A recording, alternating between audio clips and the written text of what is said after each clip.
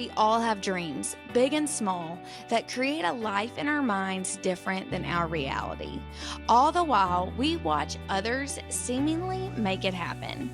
I'm Rachel Denson, a farm girl turned mortgage guru, moonlighting as your self-help cheerleader. Together, we'll pull back the curtain with intentional conversations and discover how you get there. Hey, and welcome to How You Get There. I'm so glad you have made time to join us this week. I'm excited to introduce you to my friend at first sight, Anna Hughes Paschall. Anna and I have a Rom-Com bestie kind of story. It all started with the best meet cute during our sorority recruitment in 2016. Then we lost touch because she broke my heart and never came back to our tent again. But we always smiled and exchanged kind eyes as we saw each other and had enthusiastic hellos, but it never really went beyond that until we reconnected when I led a book club about the 4 tendencies in 2020. Then again, time passed and we didn't talk until we happened to serendipitously run into each other in the Kroger parking lot, and we vowed we would meet up for lunch. And since then, we regularly meet at Willow Bistro in Murray and are making up for lost time by diving into the thick of what is really happening in our lives and what's on the forefront of our mind. Anna is the type of friend that asks, "How are you?" with the intention of really learning the answer, and ask insightful questions that make you grow in whatever you are dealing with. She also is the type of friend that asks you to come to lunch with 3 things that you're grateful for this week. Enjoy the journey today as we take you along for our standard vulnerable conversation with lots of laughs mixed in. Anna, welcome to How You Get There. Thank you so much for having me. This is a real, I would say, to say the least, privilege. Oh. It's super exciting to watch people we've not grown up with. I know, adolescence and adulthood feels different than young friends, but I do say you're one of my oldest friends, just being a fresh face on Murray's campus. Yes, I know. It is crazy how just life looks still crazy different when you meet people. I think you said it well, in adolescence. And there's just nothing that replaces that. Because there's stuff that both of us, like we have talked about, and it's one of those, it's like I love the hashtag, the if you know, you know. Like they're so true, because you just don't have to have context for like certain seasons. Mm-hmm. And there's just a mutual understanding of like who you were then versus who you are now that you don't get when you meet somebody right now. Exactly. And I think the way a small town, to be frank, evolves you have to be very hyper aware of, who is familiar with who in town.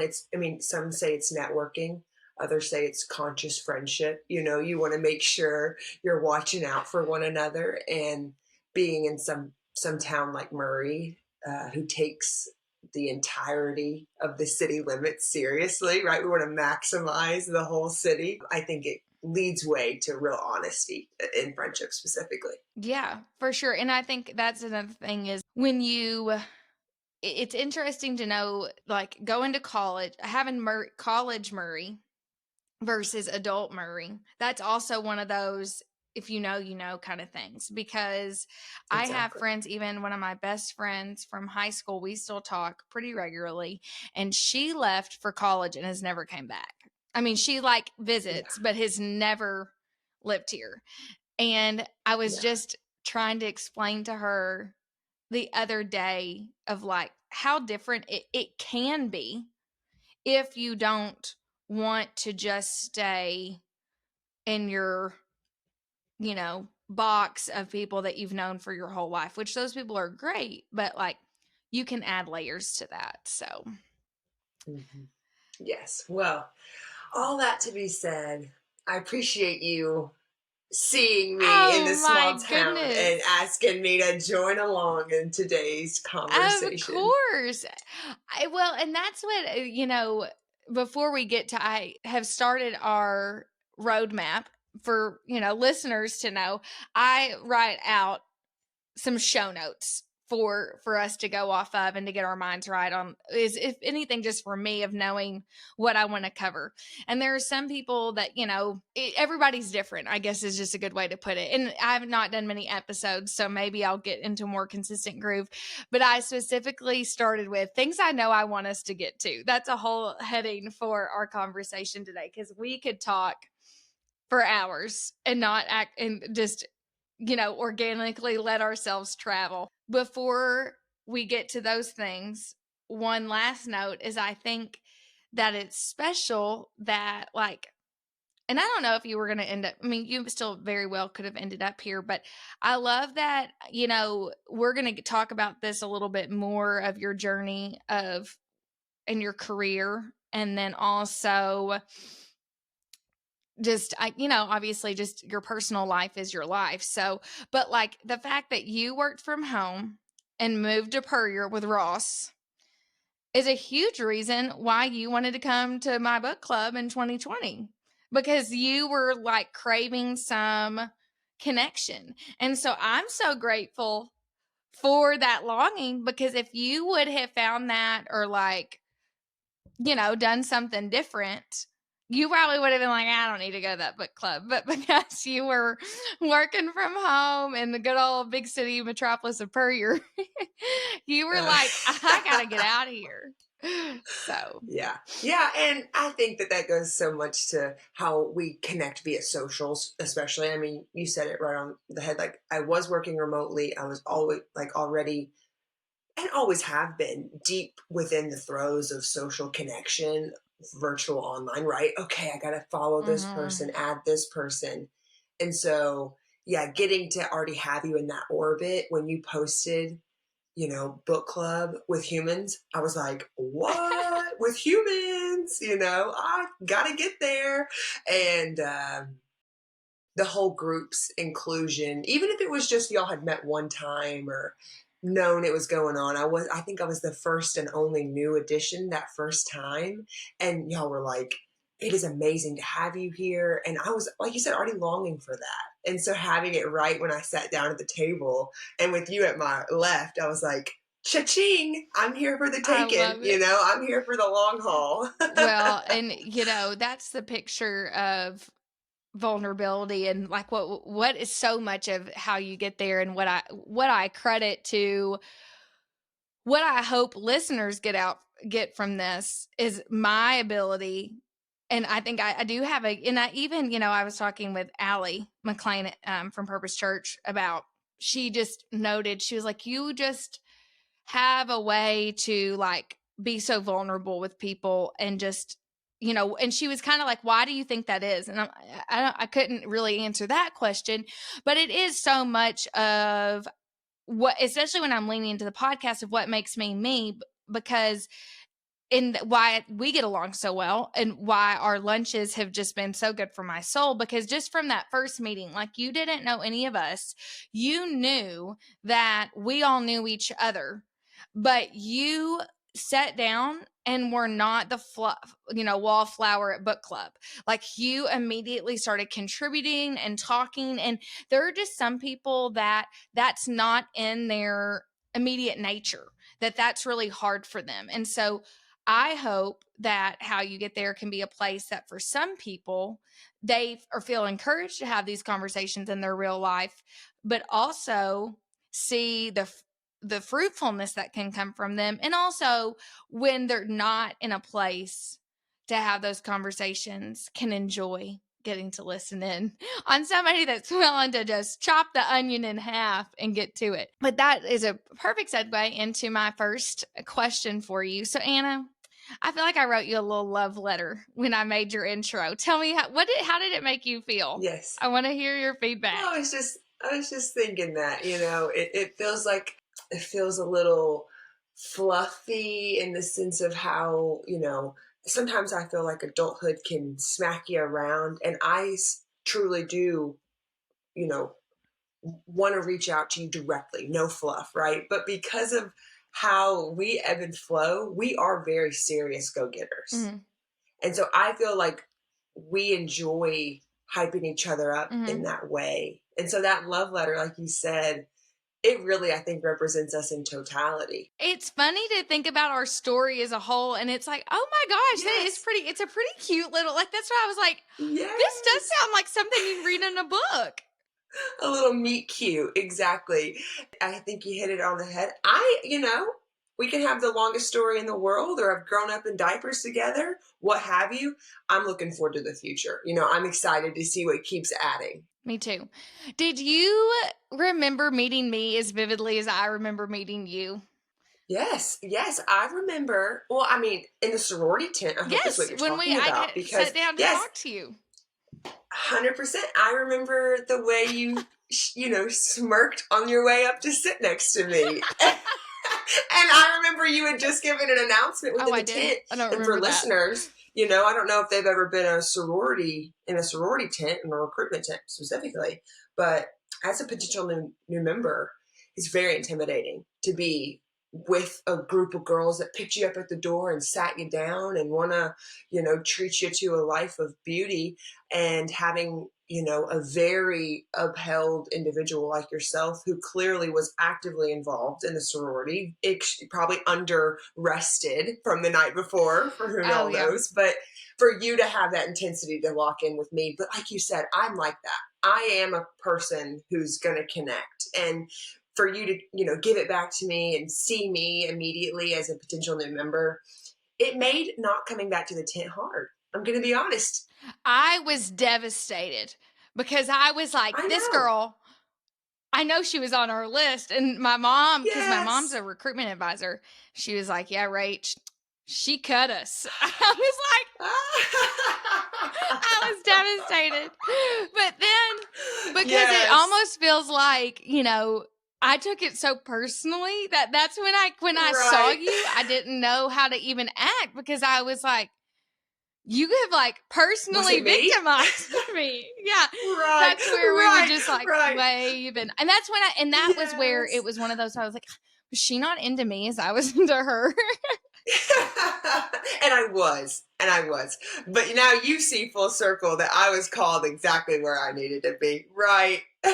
Oh my goodness, yes. And that's what one of my notes was, that like to see you, it was so good to see that like for you to have not gotten to be like, for us to not be able to have that in common after we had connected so big, it was super comforting because there was no doubt, like I saw you with your group, your tribe, your people just thriving. And so I could tell there was no regret in your choice. And that was a beautiful thing because I know, I'm sure like you do, that you have friends that can get snowed by and we don't even need to go there. Sorority recruitment is a beast of its own. Like, whole other podcast. Whole other thing.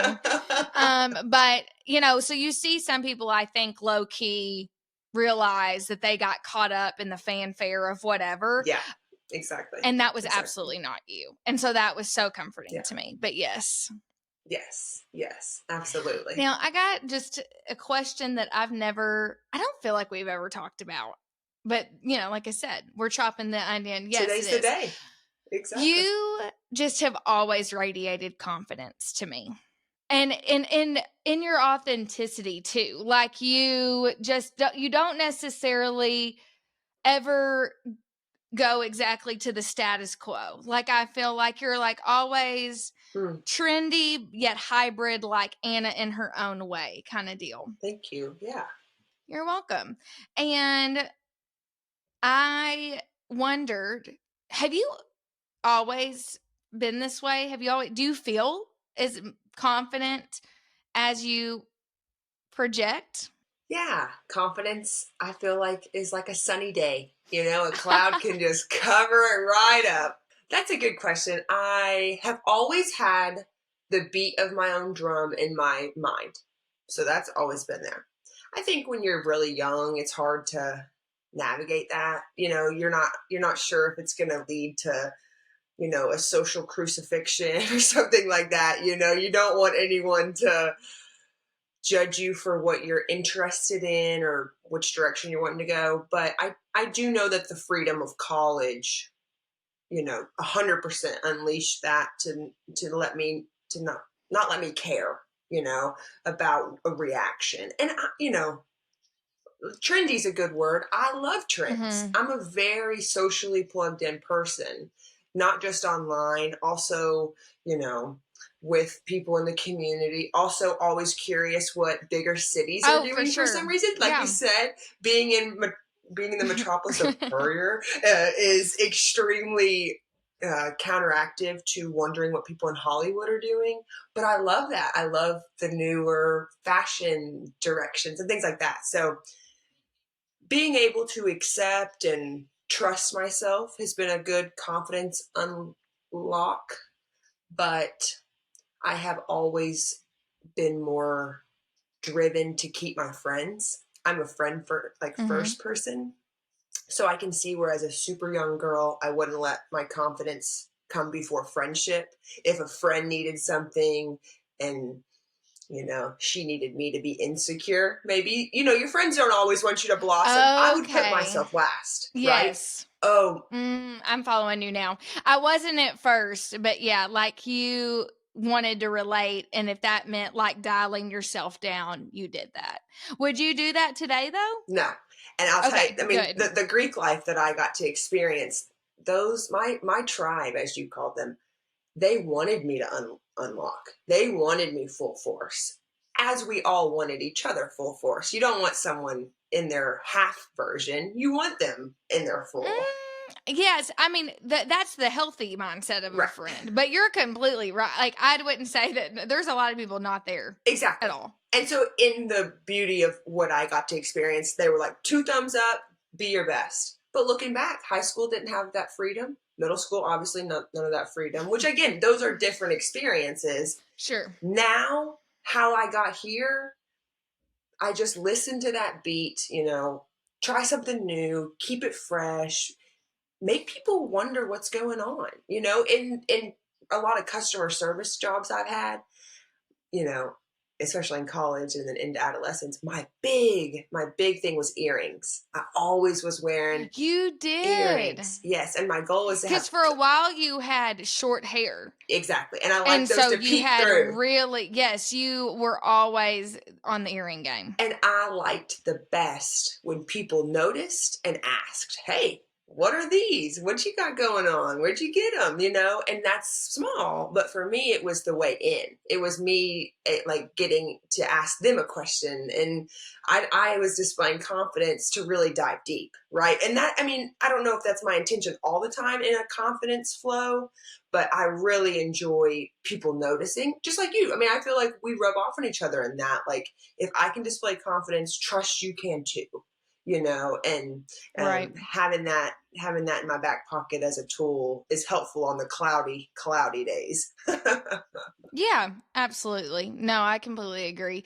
And I had this in my note, but one of the things as I was writing this question to you is in the past, like I have noticed really in the past 3 years, like my confidence has been unlocked like in multiple different layers. And I think for me, one of the things, at least in my view, that is like a foundational cornerstone of confidence, of like unlocking all these other levels, like you said, of like being able to like really tap into who you are, lean into that, be proud of that, lead with that. Like what I realized is through my adolescence, through my college years, after college, I could never get past not being happy with myself physically. And so because I was never confident in my physical appearance, and I think for me it was even tied into knowing that I wasn't taking care of myself. Like it wasn't like, okay, this is how I look, but I'm eating good, I'm making exercise a priority, I'm not overindulging on certain things, whatever.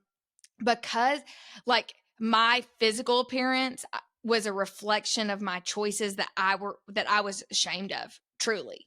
And so, that's my story personally of like, the more I think about it, it wasn't because like I thought like, oh, I'm so like, I've really never been, I've never been overweight in our cultural terms by any means. And so, like I said, I don't want to, take on that kind of story, because that's not necessarily exact. Like that's not I know that's not truly a struggle I've dealt with, because I've, like I said, I don't think that's my story to tell. Like I know that, but I also was never, like I said, really, I definitely wasn't happy with how I looked. And I know that.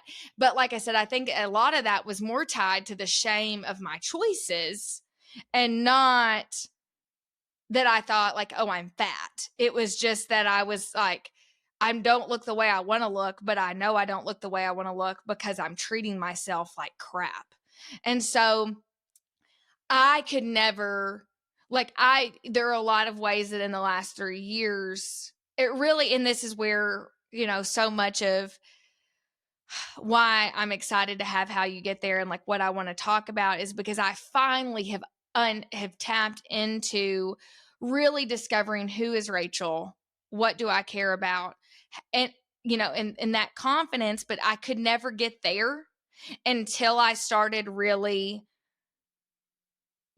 accepting that I deserved the time and I deserved to take care of myself. Like I am the only one that could take care of me, and I was never going to care about all these other things if I treated my body like crap and then felt like crap because I was treating myself like crap. Like I could never, it was like that in my brain was a huge roadblock, that it was getting all the attention, and I never could do any of the fun, like who is Rachel? What hobbies does she love? Like what creativity things does she want to tap into? Because I was just, all of my energy was going towards this horrible cycle of, I don't like the way I look. I don't like my habits. I don't like what I'm doing, but never getting to the point of like, I need a total reset to change them.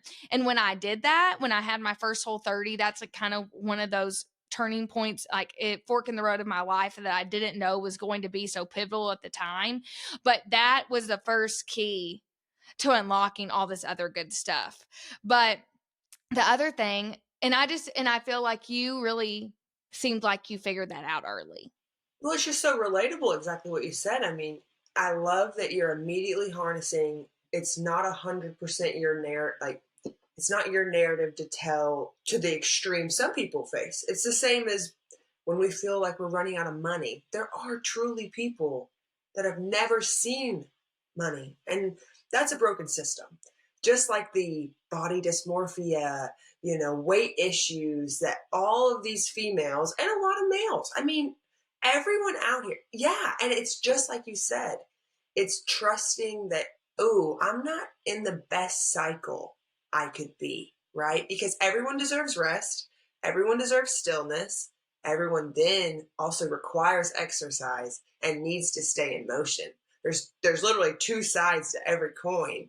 And so trusting that pivotal moment, which you didn't know was as pivotal, being Whole30, but just taking that leap, that's key. Well, and did you know, because we have never talked about this, but I vaguely remember this just from keeping up with you.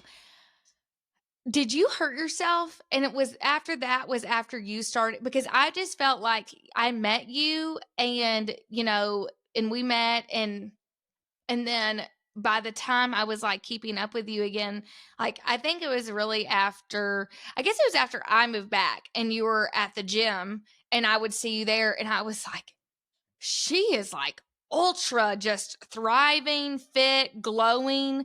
Like it wasn't just your physical appearance, but it definitely was some of that, because it was different than when I'd really seen you last. And I remembered you saying that you went through something, but we've never actually ended up talking about it. Well, what better time? Yeah. Yeah.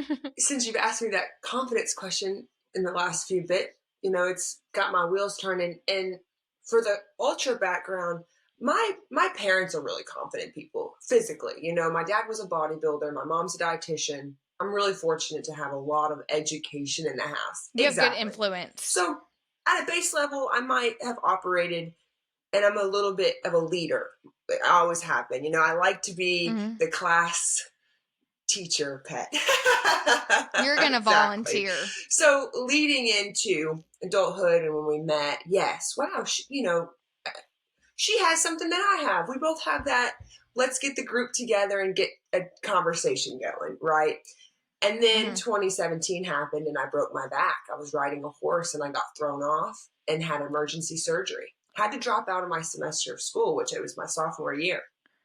That was really hard. On a confidence level, much less. I don't ride horses. It wasn't my injury to have. I almost felt imposter syndrome, like I shouldn't even be here, you know? Like, what is this? This isn't even my thing. Exactly. People would say, are you ever going to get back on? I never should have gotten on in the first place. It wasn't a hobby. How did you end up doing that? Oh, I was camping with some friends I worked with and they had horses and we were just having a nice off weekend. We weren't working. So we were like, oh, we'll go camping. We'll go horseback riding a little bit. Anyway, had to move back in with my parents and reassess. Just totally reassessed. I had to reassess my major. Thank goodness I didn't reassess my sorority. Thank goodness I didn't reassess my faith. But I did reassess, you know, what direction professionally I wanted to head, who I wanted to come out of that as. And, you know, being at the gym at that time, I really felt fulfilled with the interactions I had day to day. And so that was my first fear when I got that injury. Oh no, they're going to fire me. Oh no, they're going to get rid of me because I'll have to be healing for a few months. And that is a job that can't stop. Everybody needs to be greeted every day, right? But of course, they were very kind and let me keep going. So that I kind of added that to a coin in my confidence bucket. They're going to keep me. They know I'm worthy of being waited on, basically, for me to heal. Boom, I'm going to use that later. So then when I was in recovery into 2017, 2018, my confidence was a full coin because people, they support you when you're down. If you have a good community, right? That's at least the hope. You can fuel your body. You can move your body. There's all these little things you can do or look for at least that can hopefully add a coin into I'm worthy. I can have confidence, you know, that little reserve we all hold up. And so when you're 100% right. When you saw me in 2018, I guess that's when you came back and I was living my best life because I had almost had it taken and then there was a huge value, right? And so now we're you know, what year is it? 2024 almost. So we're 6 years out. And that reserve has been used preciously and appropriately. But figuring out how to refill without another injury, without, you know, something else. Without nothing life-altering. Exactly. That is such a hard task. Because it's the lazy way out is to say, someone else fill it. Help me. Yeah. I need my confidence back. But we're the only ones that have that key. Yeah, absolutely. I was running earlier this week and I love the Peloton app for just all the guided exercise, but I really love the guided runs. It makes running on a tread a lot more enjoyable. And like, I can totally turn my mind off, you know, because I'm like, they're going to tell me exactly what I need to do. Rebecca Kennedy was who I was listening to, and she made the point that, you know, confidence is a skill that we have to train. And, you know, it's interesting too, because just like I feel like what I've learned lately is so is creativity. And it is something that it's just like running, where I know when you are not a runner at all and you start to become a runner, those first 20 minutes, you don't realize it, but those first 20 minutes are always horrible. Like, even as a runner that I run longer than 20 minutes, my first 20 minutes is the worst part of my run. I didn't realize that when I was just running 20 minutes, it wasn't going to all continue to be that bad. But, you know, it's getting started is the hardest. After, like you just said, after you build up some reserve, you're better. But, you know, some of these base level, it's almost like confidence has its own little Maslow hierarchy of need. triangle, and like people can never get past the bottom one sometimes, or at least I know I couldn't. Like I was stuck at this base level stereotypical, like I'm confident in my appearance, I'm confident in like what I'm putting out into the world. And then it wasn't until I could get that taken care of that I could start working at the top of the triangle off of like, I'm realizing now I need to build my confidence in my ability to make independent choices. Like my podcast logo is a great example. I've been working on it with a friend that I trust. We've been working on it. And then it's, I sent it to somebody else to get an opinion of like how I was supposed to look in the logo. Because at this point, I've not taken a personal picture just for the logo. So we were like putting myself as a placeholder. So like I had my business casual work clothes on, like on this logo. It looked totally out of place. Well, the logo is like soft pinks and yellow. And she was like, that yellow is going to get old. The outfit's good, but you need to do something a lot more neutral. And I was like, thank you for the feedback, but that was not what I was asking. Like I was asking for her help on how should I be posed? What outfit do you think I should wear? She took it totally different. And I thought this is a moment that I've got to be confident in what I know is right for me. And I can't ditch my whole logo, what I loved about the logo, because one person has told me that they think the yellow is going to get old. Yeah, and exactly. Or like with work, like making calls about like how should I handle this with a client. Like I see myself thinking, okay, I need to call Lauren, who's my manager, who I admire in so many ways. It's like, oh, I need to call her and see how she would handle this. And then I think, no, I need to make a decision. I don't need to okay it. And I wonder where that comes.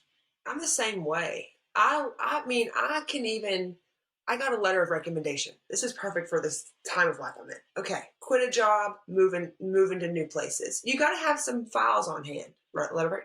I couldn't even read it first. I had to give it to my mom and say, "Is it okay? Can I read it?" It felt very childish, but I resort to those actions very quickly, personally, based on the hierarchy of needs. The reserve is low. It's like, you can't handle that right now. Exactly. Top tier, getting a nice letter, that's so kind. I can't handle it. Put my hands up. I can't do it. You got to do it for me. Why are we so quick to do that? And it's something we can obviously work on, but it is so innate to just need that community element. The affirmation. Can you give me your opinion on this? Can you help me? Yeah. And it's not just women. Like men are doing it too. No, I think it's too much of a good thing. Like I'm so blessed to have so many people in my life that have affirmed me, have guided me. Like you said, I'm a teacher's pet. Like I want to be hitting the mark. And so it's hard for me to just like, no, trust my judgment. Like I'm proficient in this line of work. I'm a professional. Like I am building my business Rachel's way. And so it's like, I have to ask like, okay, do I really want to know how she does it? Or do I just want her to say, oh, Rachel, that's so good. I'm so glad you thought of this idea. And that's really what it is. And I'm like, full stop. Like I've got to be happy with me, which is what is funny. My word of the year, because I always do it like 2 years. 1 year I put bendy. The next year I put flexible. I'm like, okay, I'm really trying to get myself to lean into that. But then this year's word was obedience, and it worked out. It was really well. It was a perfect fit. It was so good. But this next year, I think my word of the year is going to be Rachel. That's awesome. I'm like, oh my gosh, I gotta. So and this is a layer of why I've decided to do that. If it's like, nope, we got to go with what Rachel thinks. Like we don't need. Yes. And whenever, Rachel, you give yourself feedback and you say, thumbs up, good job, put that in your reserve jar. Because I think a lot of what I'm looking for from people to give me affirmation, I want them to answer, just like you said, I want them to answer the question I already have the answer to. I know this is good. Even though if I doubt it, I know this is good. And when they say it, I'm like, oh, my ears don't need it. My jar needs it. I got to take it for later. I'm not even asking you for right now. I'm asking for when I'm weak and I can't pull myself up out of the gutters, and I want you to reaffirm me, and I don't want to come back to you later. And that's not fair. Our viewers, our people in our life that Yes. view what we're doing, basically viewers, they're giving us feedback for the moment. They're not giving us extra money to cash in later. They're a friend forever. They don't want us to say, I couldn't circle back to you because for I've already confidence. used you, But kind you're of thing. doing the right thing. Yeah. Exactly. You're going to use yourself. You're your own confidence base. That's amazing. Well, thanks, Anna. That makes me feel as the irony of thanks for affirming that. I needed that. No. That's what we both do. We're just like affirming each other. Okay, I got a question for you though. Have you read the Taylor Swift Person of the Year Time article? I saw that on your notes. I was at work when I was looking over some things. Haven't had the chance, but what are your thoughts? Should it be a good read? It is so good. It brought tears to my eyes. I'll read it. It's really good. It is, I'm a Swiftie. I've recently been indoctrinated as an official Swiftie because I loved her, respected her. After I went and saw her live at her Eras tour, 100% bought in. 100% bought in. But she's just, it's just so good. And she talks about how some of the worst parts of her career have shaped into being the catalyst for the best things. It's got so many layers, and it's beautifully written. It is beautifully written. It is just, like I said, I think it's one of those that it gave me just good. It was a good read. Yeah. Well, I'll have to add it to the docket because when I see, Woman of the Year, Person of the Year, don't let me overstep. Person, not just woman. That's really impressive. And like you said, we've all been on her team since she was young. I mean, you can't listen. I can't believe people don't like her. It really I just don't get, I'm not one to argue with people about their views or opinions. Usually I just will just tune them out or change the subject. But when Taylor Swift comes up, I'm like, what's your problem? What's your deal? I can't even go into it. It blows my mind, but whatever. I know. I respect all talent. So I'm not a Swiftie. I'm not going to claim to be. I just really respect professionalism at a scale to move the whole economy. I mean, I'm not even doubting that. I know. Respect. It's just, it's crazy. I love it. To tell me, what's the latest with you? Latest with me. Well, I'm glad you unlocked the beast of the back. I blocked that whole thing out. So there are pivotal keystones in all people's lives, and the back was a huge one. It really built up a good amount of radiance, and this is the next one, right? Job professional switches. I was so fortunate in 2020 to, as we all suffered through the COVID pandemic, I was able to get a job, a remote work job. Now, when did you graduate? May 2020. You did graduate May of 2020. Okay. Yeah. So I turned in an assignment before spring break and said, bye. We'll see you after COVID. Right? One of those. We were all joking about it. Yes. I was at the keg. Yeah. And I'm so glad I can remember this because my friend Carly was in town and she's an eye doctor and is very in tune with the medical world. And she is already a little paranoid about stuff. And we go to the keg and it is packed like the old school bar life at the keg, elbow to elbow, can't move. Little did I know, pandemic, never again. And the keg now is a family restaurant. They don't have the bar scene, done and gone.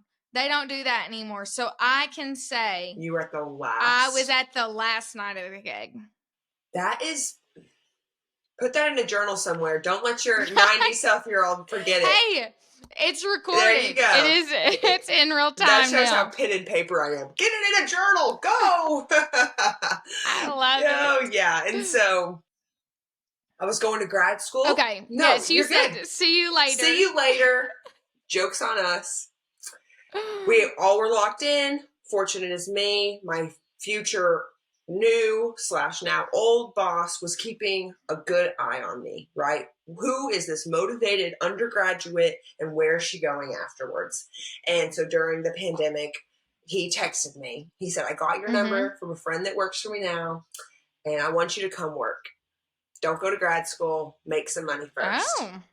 Okay. So, of course, when it's framed like that, the decision is easy. Check, getting a job.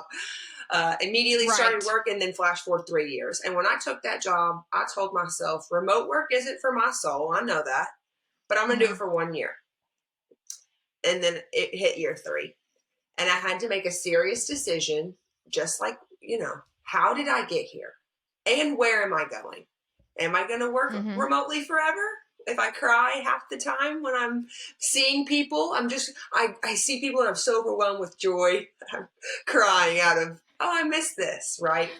And that's a sign to make a decision. And so the decision was made. I turned in my time, and it was the most peaceful, respectful. I mean, I felt so privileged to get to end a job like that. I know so many people that have bridges burned. It's a bad, yeah. Yes, and I didn't have that, and I don't ever want it. I want to be a person of service, and to leave on that note is awesome. So now we are doing a lot of more work. Actually, you leave one job to pick up multiple, right? Sometimes. That's what, like, people that say, I don't want to work for somebody else for 40 hours a week, so I'm going to work for myself for 80 hours a week. Exactly. It's like, yeah. Exactly. And that's where I'm at now, which is great. I'm feeling so recharged. Is there anything new that I don't know yet? Maybe this week we'll start. When I was in high school, we're always talking about full circle moments, I feel. And so when I was in high school, I worked at a prom / bridal dress store. And so I'm picking up Saturdays there because I'm in the wedding industry. As a day of coordinator, I am very in tune with not only trends and not only needs, but also, forecasting. And when did you start doing the day of coordinating? Day of coordination started for me in 2021. Okay. So I got married 2020, and just being in the rhythm of weddings. You just loved that. Yeah, you can't stop what you're being called to do. And for me, a big calling is being of service, as I mentioned. And I think that's probably going to be my year or word of the year is service. You've said that to me so many times. And it's all about hands and feet. I have 2 working hands and a pair of working feet. And so why would I not put them to good use? And that is movement for me. And so on weddings, day of coordination is we need to run across the venue. I'm your girl. I got my running shoes on, I love it. So yeah, day of coordination, bridal dress sales coming up, and then a little bit of retail still. But yeah, so much in the works for 2024 as far as community and engagement and involvement, especially with the sororities on campus. So now, are you going to still do your New Year's event? That is a great question, Rachel. I am a super ambitious person. As we've had so many conversations, I don't know how much you share here about sobriety. You really guide me in great thought. Aww. And as far as sobriety goes, I am so intrigued with that conversation. Right. And I'm so intrigued with like the social norms to intoxicate, which are legal. Great. Do your thing. Right. 21 and over, But why? And so that New Year's Eve party is a great idea, will not be executed this year. Okay? Love Sometimes that. you gotta trust when you need to rest. Yes. Well, and I think that 2 things on that. One, you, and I've watched you, it's like you have really been battling this slowdown. Like you quit and kind of like you said, in a respectful way, but pretty suddenly. Yes. Like nothing horrible happened. No. Nothing like, made you have to quit or whatever. You just kind of hit your internal wall and like finally had just ready to, leave. And then it was almost like, oh, what have I done? And Oh no. I watched you, like, you've almost taken like 12 jobs. And I am so proud of you for like not feeling boxed in, because we're not quitters. And you have had to quit because you've said yes too quick. But it's like, that does not make you a bad person. That doesn't make you unreliable. Like, we have got to tune out the voice in our head that says, well, because I committed to this, I have to finish it out. And I think that it's like, that's a gray area comment. 100%. It's not black and white. There are plenty of times where I absolutely say that that's an applicable statement and should be is an honoring way to finish something out. But there are, as we know, you have fallen into the Southern tent like multiple times already. There are a lot of times that like you just need to say, oh, nope, actually I can't do this. I lied, or like, that's a joke, but Yeah, I really was quick to the jump. I was quick to the jump. And you were talking about something being a skill. People are like, this is, I think, just as much of a buzzword in our culture of, I need to say no more. And it's like, you probably do, but also that's a skill. Mm-hmm. And you are probably going to have to do what you're doing, which is say yes and then retract it way more before you can finally get to a point where you are just saying a thoughtful no off the bat. And so I'm proud of you for not feeling like you have got, because when it happens, it will happen the right way. And I know that it's like you got really, like, in a good way, you've gotten really plugged into like here, because after sobriety, if my journey has been that after you start hearing about it and you realize that like there are people that are consciously sober, mm-hmm. that are not necessarily in recovery, right. or that there is like this whole phenomenon of like, mocktails and non-alcoholic beverage companies and like people pushing out alternatives to drinking and things like that, that you can't tune it out. And so it's very easy to be like, oh, there's a need. I need to do this. This needs to be done. And it's like, that's true, but also huge endeavor. Absolutely. Absolutely. And I think just like you're speaking specifically of an event that happened this year. 2023 gave me a job, and then I quickly within the day said no. Okay, so this isn't the 3-year career we're talking about here. She's over here giggling about an experience. I wouldn't trade. I needed that one day of work at that place. I mm-hmm. needed to know you jump the gun, and this will be your only endeavor. You jump your gun in this search. I was very respectful of my 3 years at Be Viral. I learned so much, and that's great, and I harness it into my next endeavor. Mm-hmm. But the one day at work was also needed. It was, because if I'm such a quick girl like that where I jump the gun, I would rather have spent one day training there to say no than in a small business somewhere local that might have affected that owner. Yes, yeah, like you learned, it was a perfect lesson to learn, to know that like it really had no huge repercussions. Exactly. But I mean, you have like, and I'll just tell our listeners, there's that one. You have taken an interview and like basically gotten offered the job and like had an almost total meltdown about taking it. And it was like, it did not financially make sense. It actually was I was gonna be owing money. Yes, like it was really not smart financially. There was like there were no pros, really. No. Then you almost got you took you said a soft yes to like in the restaurant industry. Oh my gosh. And then like had to slink away from that one to where They still think I'm at the other place working. They do. And they were like, so how's Anna liking? And I was like, I ran into her at an open house. And I said, oh, yeah, I think she's doing good. And I was you want to be like, forget about her. that did not happen. Yes. But I would rather explore all these soft yes. No, I would rather, there are no more. And then you gave, I'm going to count 4. You gave away a free idea. Like, you have had to learn to, like, keep that intellectual property inside the hatch, because Anna had a great idea and now somebody else took her idea for free. Owns it.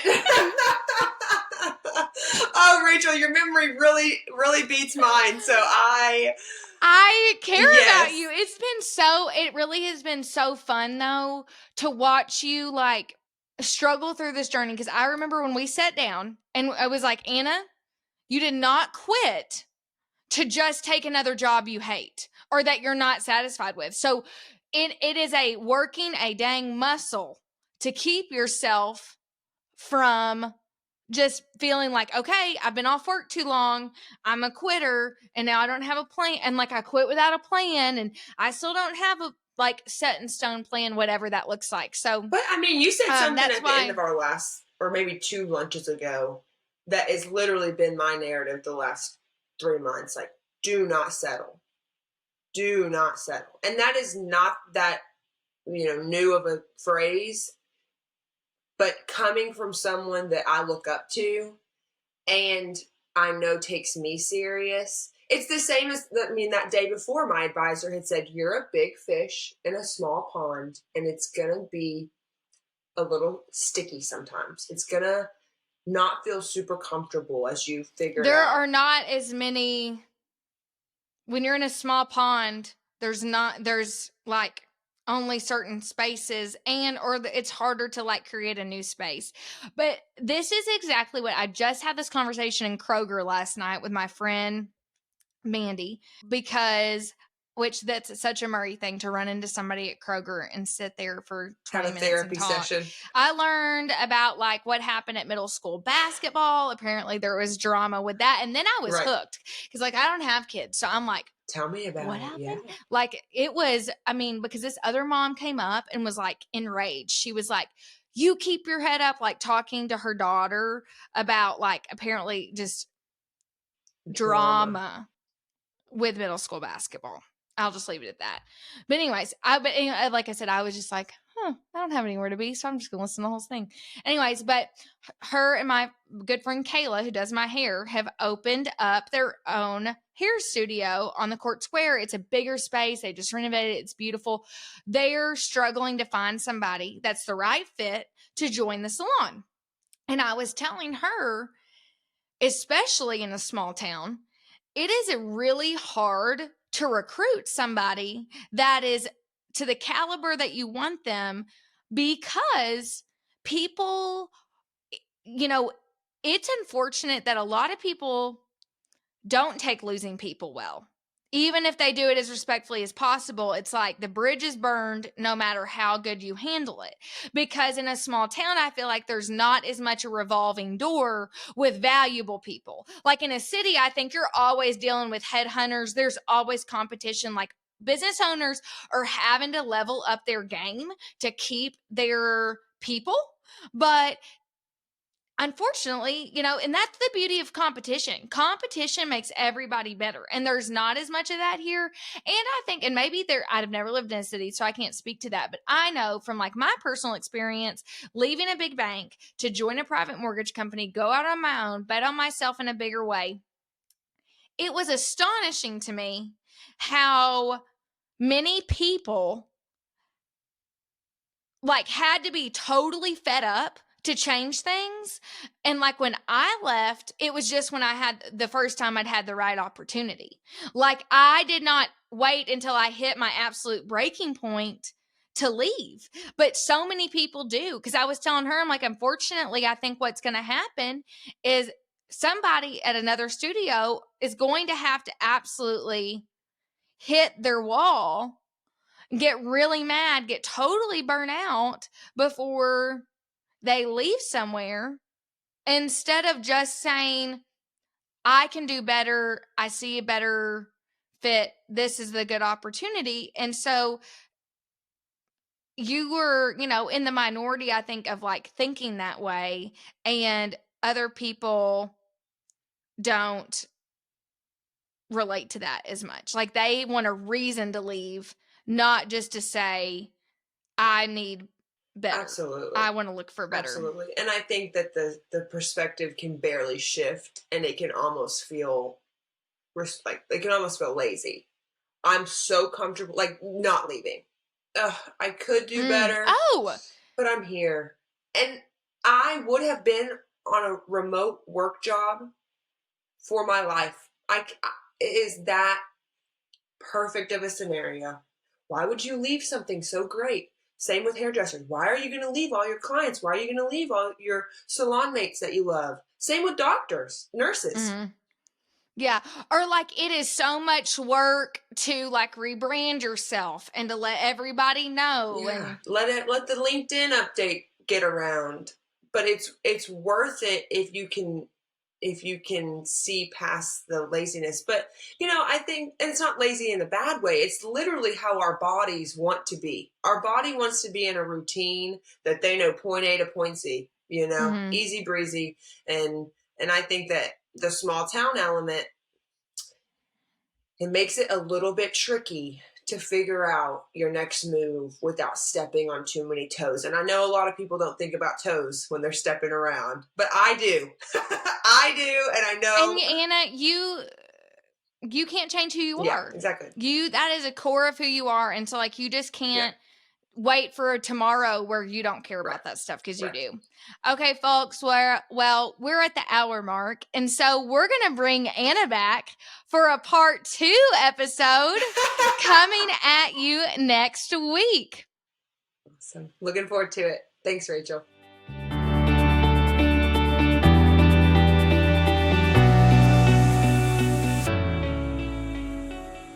Thank you for joining me this week. I hope this episode met you where you were at, and it's given you your own clarity on steps forward for how you get there. Wherever and whatever that is, it is important, and your dreams matter.